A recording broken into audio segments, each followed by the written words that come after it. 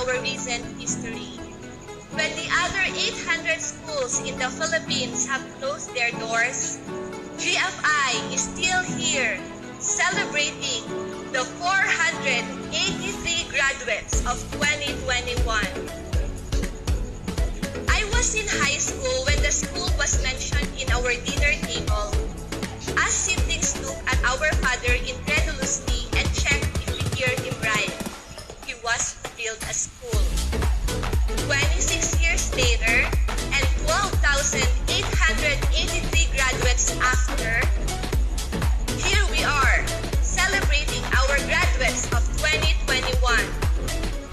I am sure that the founders have imagined that we will last long, and we will have thousands of G-boys and G-pies changing their lives and their families' lives.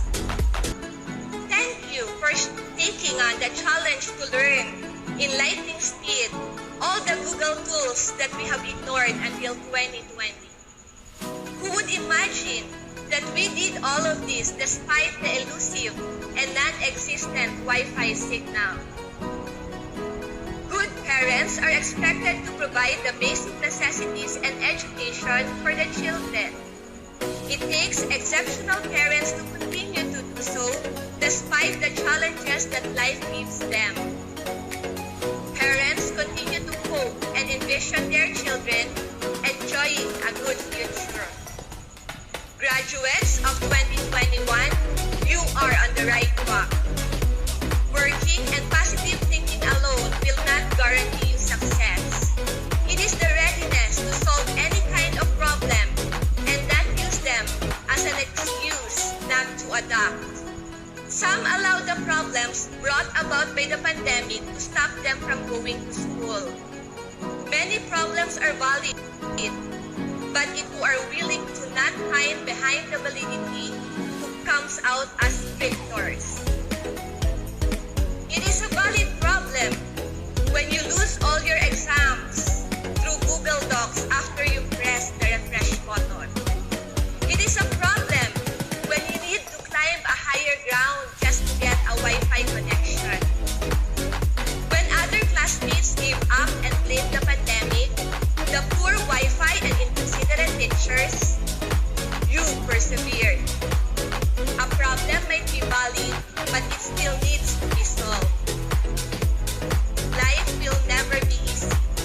It is normal, or I even call human limitation, that we usually imagine the best version of ourselves in the future, but fail to imagine the amount and kind of trials that we have to face to get there.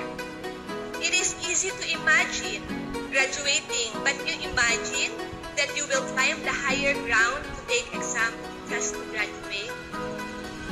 You dream of being a CPA lawyer, but can you imagine yourself living in 4 hours of sleep and 10 hours of reading a day?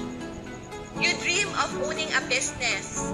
Are you ready to lose all your investment because of an unexpected competition?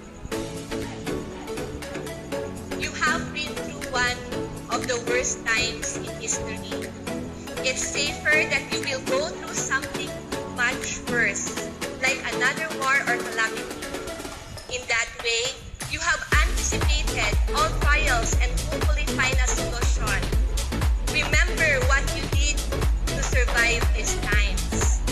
Once you get lost in the daydreams of a successful future, find your way back to reality by your asking yourself the tough questions and doing the even tougher job of putting in the honest and excellent work.